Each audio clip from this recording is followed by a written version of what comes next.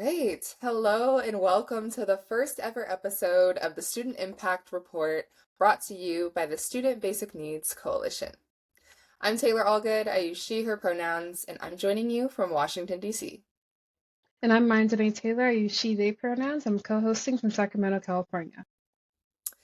In essence, this podcast is dedicated to exploring the perspectives and lived experiences of students navigating the college and university landscape today.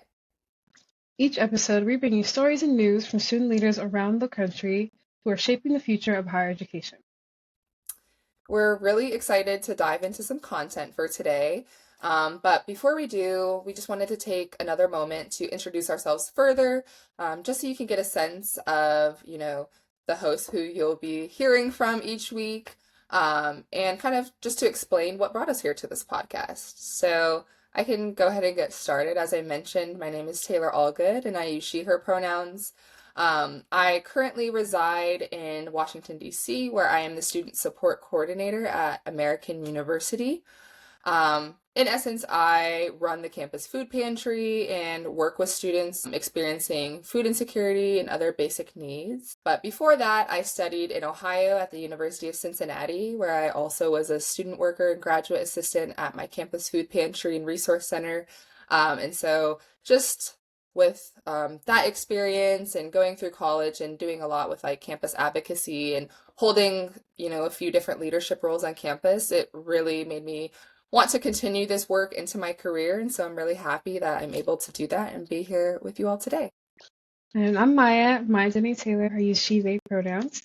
I'm currently a student at Sacramento State, California State University, Sacramento. I'm majoring in journalism and minoring in philosophy. I'm also the station manager here at our campus radio station, KSSU, where I also have a show called Born in Color here as well. But I want to keep platforming students and platforming voices here on this podcast. So since Maya and I will be hosting this podcast from two opposite coasts, we will maintain a fully remote setup for this podcast, but I also think this is a cool opportunity because it will allow us to, really access and speak with students from across the country, which is really the purpose and the main goal of this podcast. So in today's episode, we'll cover some news topics affecting higher ed, varying from AI to current administration policy regulations, all the way to basic needs for students as well. And don't go away too soon because we have a special interview with Nataly, the president and CEO of Associated Students Incorporated here at Sacramento State, to discuss her role in student leadership, AI in education, and policies impacting immigration. Yes. Before we dive into our special interview with Nataly, let's first discuss some of the stories making waves in higher education this week, starting with the growing role of AI in colleges and universities. More specifically, in California, OpenAI has recently partnered with the California State University system to integrate ChatGPT-powered tools into their higher education system. This will be one of the largest AI education rollouts in the country, which would impact all 23 CSU campuses, equaling more than 460,000 students, which is huge. Of course, the goal of this would be to enhance learning, research, and administrative efficiency. However, there are some increasingly growing concerns about academic integrity, plagiarism, and just the overall access to these services caused by the digital divide in our country. Going into the current administration's higher ed policies, one of the biggest groups going to be impacted are undocumented students regarding the immigration crackdown from the Trump administration. One of the biggest concerns and fears are potential impacts on student enrollment and campus resources, along with fear and uncertainty among DACA dreamers and undocumented students. Yeah. This problem is also in part being exacerbated by the proposed cuts to the Department of Education proposed by the Trump administration. Polls are showing that this decision is unpopular among the public, but for right now, at least, it does seem to be somewhat moving forward. Some of the proposed or expected impacts of this policy change would be, programs affected like Pell Grants, student loan forgiveness, and federal work study programs, all of which have historically helped marginalized communities. We're already seeing the impacts of the rollback of DEI. Just yesterday, the Ohio Senate passed Senate Bill 1, which seeks to ban DEI programs in public colleges, restrict faculty strikes, and mandate specific courses at these schools as well. Um, Recently, at the U.S. Military Academy at West Point, their administration ordered 12 officially sanctioned clubs and or groups to shut down immediately. Some of those clubs include the National Society of Black Engineers Club, the Latin Cultural Club, and the Vietnamese American Cadet Association. But, an article that we do want to highlight this week that kind of leaves things on a little bit more of a positive note would be that some bipartisan legislation was introduced in the state of Tennessee this week to increase access to free menstrual products in public schools and universities across the state. So this bill would combat period poverty by making tampons, pads, and other menstrual products freely available for students in educational institutions. And Tennessee would join some other states who have passed similar laws recently as well.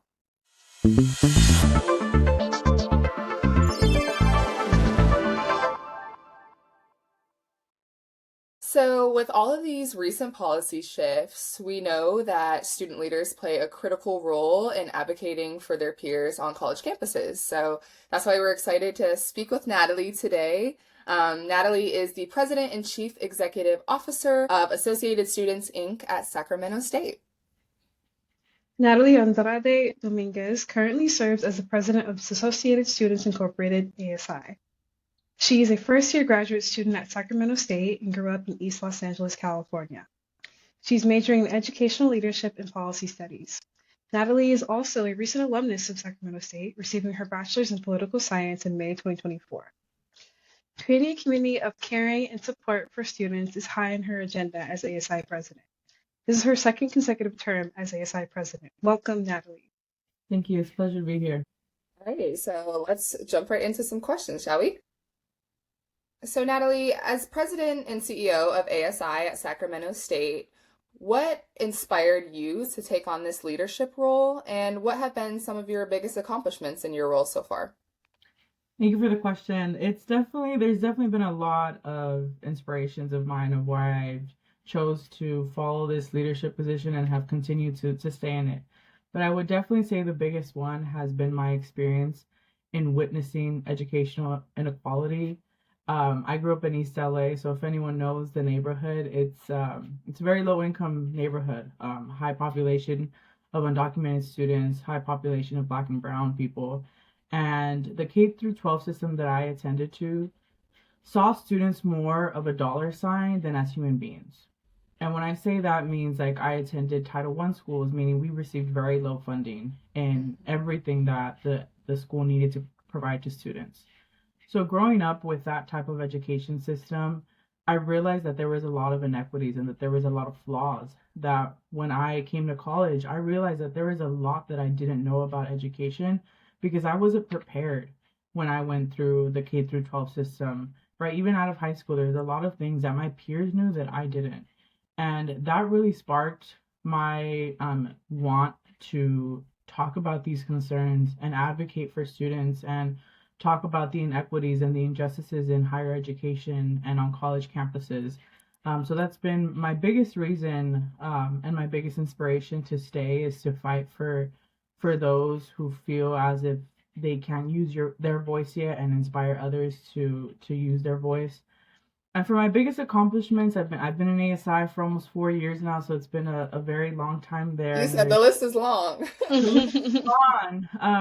But my proudest moments thus far has definitely been my advocacy for the opening of the Basic Needs Center. And I know it's very relevant to the coalition that you all have, so I think it'd be a great thing to talk about. So about 2 years ago, my first week as ASI president, we also received a new university president, President Luke Wood. So on his first week and on my first week, we had initially met, and I talked to him about what my concerns were as student body president. And the first thing that I mentioned to him was food insecurity. That data had showed that almost 50% of Sac State students deal with food insecurity in some capacity. And that is a huge concern. That's almost 16,000 students. And there should not be a student anywhere who doesn't know where their next meal is coming from. And how should we expect students to attend class and pass classes when they're thinking about where their next meal is coming from? So I told him, how are we going to address this issue? And I gave him the idea of starting a new basic needs center that would have a additional food pantry to the one ASI already currently has, a free clothing closet, emergency counseling services for students who are dealing with food insecurity, grab and go meals. So for students who just want a quick meal, they can come to the Basic Needs Center and it's free of cost. There's a lot of more moving aspects to this food pantry and to the center, but my goal was to address that 42% of students who are food insecure. And it's been a long year and a half, but we are hopefully going to see the opening of that center in April of this year. Wow, that's huge. Yeah. Thank you so much for sharing that. Yeah, huge kudos to you and the team over at Sacramento State. Thank you. We appreciate it. Yeah. I want to add kind of a follow-up question just about like you being in your student leadership role. How did you being in like such a huge student leadership role enrich your experience as a student? Oh, it's enriched it incredibly. I mean, I can talk about all the people that I've been able to meet throughout my time. My mom always told me sometimes it's about who you know, not what you know. And there's people out there that they can connect you to your next chapter in life. And I'm truly grateful for the people that I've met in this role that have shaped me into a better woman, into a better leader. There have been times where I don't make the right decision, and I need people to tell me that. I need people who can be honest with me and give me constructive criticism. And sometimes those people are the people that I've met in other leadership roles. I talk very frequently with the other ASI presidents of the Cal State system, and I bounce ideas off of them because they understand the role that I'm in. There's times where I don't know if I made the right decision, and I like to talk and work through my decision with, other student leaders or campus administration or just really people that I've met and had the opportunity to meet through this role. I will say that it's definitely helped shape my career as well. I came into college thinking I wanted to be an immigration lawyer, and a little part of me still does. But now higher education is my full passion. I'm in the master's program right now for higher education, and that's not where I saw myself 5 years ago. So I would definitely say that this leadership position has grown my love for advocacy and higher education and fighting for students, and I want to do it for the rest of my life. That's It's really awesome. great. So something that I guess I wasn't as familiar with, like with the California State University system, is like you mentioned, how it's comprised of what, 23 or so campuses, and so it's kind of like a network Mhm. in that sense. And so in this network and like in your role, you've mentioned now doing this for 4+ years, being the president for 2. What are some of the most current or pressing issues that you are dealing with right now at Sacramento State or as part of the larger Cal State system? Well, I would definitely say the number one is always the cost of attendance of attending college. That applies to Sac State and to the entire CSU. About a year ago, the CSU system decided to raise tuition for all 23 campuses by 6% for the next 5 years. That is a significant amount of money that they raised. Sacramento State also made the decision to raise their campus fees last semester. Inflation is going up, cost of housing is going up, groceries are going up, everything is going up. How are we supposed to expect students to pay all of this money by being enrolled full time? Some students having full-time jobs, sometimes 2 or 3, having dependents that they have to take care of. We never know a student's situation. And it is incredibly difficult when you're trying to pursue your educational dreams, but you have to take care of the rest of your life first. And then you see all these additional costs coming at you within the span of a year. It's a very hard decision to say, is it worth it to stay in my education? Because I need to pay for my rent, but I also need to pay for my tuition. And what's going to come first is everyone's rent. And that's the reality of the situation. So I would definitely say the cost to attend a university is definitely always the most pressing issue. It's been the most pressing issue this year. But what we've done to really address that is my team and the university campuses team, we met very early on when the tuition increase was announced, and we came out with a 10-point plan of how we're going to address um, the additional costs. So we came up with a 10-point plan that basically said, this is what we're going to do for the next few years to help alleviate that stress of this tuition increase. I won't list out the 10 points, but one of those was ensuring that students know about our scholarships, because our scholarship utilization rate is less than 40%. That means there's 60% of scholarships that students are not applying to. That's Yeah. free money that students are not getting. So what do we do to ensure that 100% of our scholarships are being given out to students? Another one was addressing our basic needs. So ensuring that students know where they're going to lay their head at night and know where their next meal is coming from. So we've been working very hard the past 2 years to ensure that we're meeting this 10-point plan. And from the 10 points, we have at least 7 already completed. So I'm very happy that we're moving towards progress and trying to close those equity gaps with students who are unable to pay the additional raise of tuition. When it comes to kind of like solutions for students, and kind of going into that, I know how OpenAI and ChatGPT are coming to CSU campuses. Mhm. There's a lot of discussion about how AI will shape the future of higher education, how it can support or detract from the student experience. Mhm. So just what are your thoughts on that initiative? And do you see AI as a benefit or concern for students going forward? Yeah, I mean, this is a great question. AI is the future, and it's scary. People are scared. Students are scared. When AI first came out, the reaction was, let's not use AI because we can be sent to student conduct. And now it's like, well, yay, AI is accepted into education and figure out how to use it. So I think everyone's kind of in a space of figuring out what it means, how it's going to affect me as a student. I think it depends also on the type of students, like engineering students and math students. Like they're loving this because it's helping them, right, with in a good way with shaping their projects and everything that they need to do. It's like a second tool for them, right? That they have something on hand to help them directly with their projects.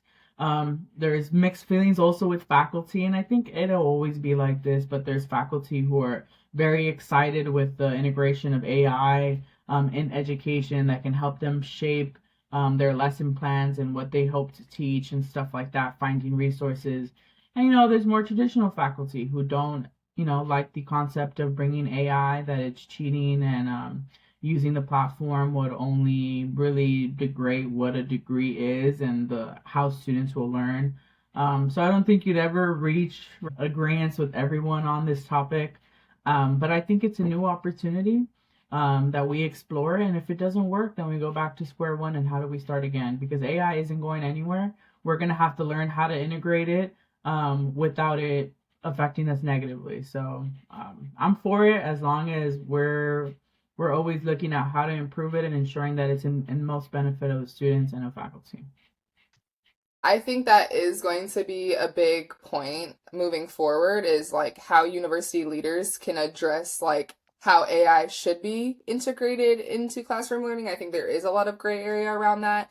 And I think what is, increasingly getting blurred is like, AI is not a replacement for critical thinking. I think a lot of, students now see how efficient it is and how easy it can make life, but yeah, I can definitely see the concerns about, students who can, really just upload a whole prompt and get a whole essay generated in like a few minutes when, students before, and students now even are taking a lot of time to really think through some of those things. I know that OpenAI is like rolling out this initiative specifically with the CSU system.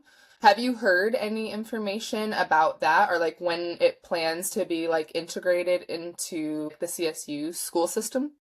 Yeah, so what I know is that the CSU announced this initiative about, I want to say a month ago or a little bit less than that. And there's a work group right now that consists of people from across the system, so people from different Cal States are on this committee work group. We have some presidents as well. folks from the CSU Chancellor's Office, people from the Governor's Office. So it's a pretty big initiative. This is really statewide. And they're working through exactly what you're asking is how is it going to roll out through all the system? How is it going to roll out on each Cal State?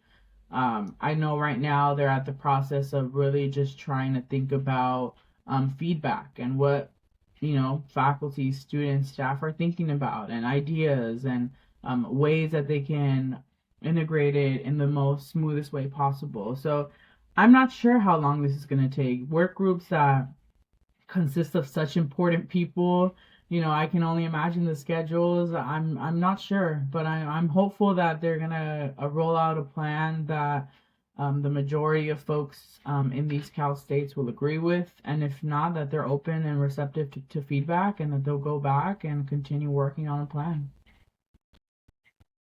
So, um, I feel like it's also necessary to address, the growing concern of the impact of immigration policies that have been introduced, unfortunately, by the Trump administration and how this can largely impact DACA dreamers, undocumented students, and the like. So, do you know what steps Sacramento State is taking to support these students during this time, and how has ASI been involved in these efforts?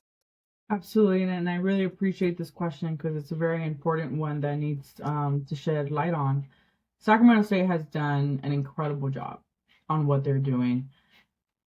The difficult part about any issue that, such as students who are undocumented, is if you shed a lot of light on this, there will be people who would want to call ICE agents on campus. So we have to be very strategic and very careful about our plan because we don't want agitators. Right. We don't want people who are going to want to intentionally hurt our undocumented students, staff, and faculty. That is the least thing that we want. And unfortunately, we already have had agitators because of the amount of support that we've been showing out for our undocumented students. Sac State is one of the most diverse campuses on the Western Hemisphere, and we are spot on with what our morals on and who we stand on, and that will never fade away. But we have to be very strategic on what we do. So some of the things that we've been doing is ASI actually called on the university to implement an undocumented student advisory task force that would focus on exactly this issue. So this committee, and my executive vice president sits on it and leads it, is in charge of guidance. So what do we do if ICE is on campus? A communication plan of letting students know, faculty, staff know, this is the plan, here are the steps, here's the people you contact. If you see ICE agents, this number you need, or this email, like the steps. Resources. We have a Dreamers Resource Center who's been doing incredible work with pushing out resources to our students. We've been holding workshops for faculty, staff, for parents of students. We've been doing a lot of work. There was a protest on campus yesterday showing support for this community, and students were out there sharing their stories, dancing in community. And it's beautiful. It's beautiful that there's a lot of students who are passionate, who are standing by this community. And I will also say that the university is working tirelessly along with ASI to help address this call. Like, this is happening on a federal level, but we can do as much as we can on our campuses to support our students. And the last thing I will say that ASI is making a call system-wide. So we actually are calling on the entire Cal State system to also create an advisory council where they will work on addressing the enrollment issues of undocumented students, because there's been articles that show that there's been a decrease of undocumented students attending higher education, to address the inequities with the workforce, so with inequities with scholarships, because many scholarships criteria ask for a social security number. So we're hopeful, and it's actually this Saturday that we're presenting it to the Cal State Student Association, which I like to picture it as like the ASI of all Cal States. And I sit on that board as well. So I'm going to present this resolution there. Hopefully they pass it and it'll be sent to the Chancellor's office to all 23 campuses. So we're doing work on our own campus, but we're also trying to do work system-wide. Awesome. Yeah, that was a really good response. Kind of going forward, you're talking a lot about like these task groups who will work towards the future and protecting prevention. Just looking ahead in general, what are some initiatives or other projects you're excited about for Sacramento State students that are coming up for the school? Yeah, I mean, I'll talk about something positive. President Wood and I, our university president and I, actually sent an email out to the entire campus community about 2 days ago announcing that we have almost $2 million to renovate classrooms that have been extremely, extremely old and, really out of shape. To the campus community to give a call out saying we have $2 million. Please provide your feedback on which classrooms you'd like updated, on which desks and chairs you'd want, removed and to buy new ones. So really our plan with this was to ensure that we have classrooms that are accessible to all of our students. A lot of our classrooms still have the high school desks where it's very thin to enter in. We have people who are older, who are disabled, who are, that these desks don't work for them. Right. And we should have accessible desks for all of our students, that you shouldn't walk into a classroom and you're seeing, where can I sit? Because none of these work for me.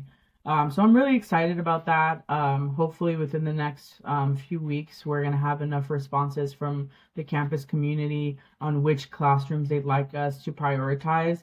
And then we're going to start with renovating those classrooms, with buying, the chairs and desks that we need. We're most likely just going to do the universal access tables and chairs where it's just the long tables with the comfortable seats and no desks you have to squirm into. So very excited about that. I think that's something that affects all people, even left-handed people. I'm left-handed, and those desks are for right-handed people. Those don't work for me, right? And those are little things that we don't always think about, but accessibility is extremely important. Accessibility can affect all people, and I'm really excited, and hopefully that this will give Sac State a new look, that we truly care about accessibility for our students. Awesome. Nataly, it's been so great to speak to you today. So for our listeners, you just heard from Nataly Andrade Dominguez on different initiatives and policies impacting students at Sacramento State. Thank you so much for your time. Thank you so much. Yeah, we look forward to sharing this with listeners. Thank you both. I really appreciate it. I'm looking forward to listening.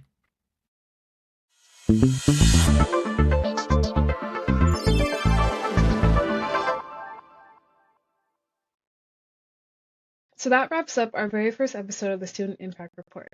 Today we covered some of the biggest stories shaping higher education, from AI expansion in the CSU system to major policy shifts impacting undocumented students.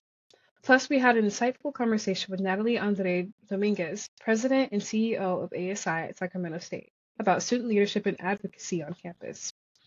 Next week, we're diving deeper into the growing push to dismantle DEI policies in higher education and what those proposed rollbacks could mean for students nationwide. You won't want to miss it. Make sure to follow us on Instagram at SBNC_USA for updates, behind-the-scenes content, and ways to get involved. You can also catch our episodes on Spotify and YouTube, so be sure to subscribe and tune in next week. Again, my name is Maya Denaé Taylor. And I'm Taylor Allgood. Thanks for listening, and we'll see you next time on the Student Impact Report.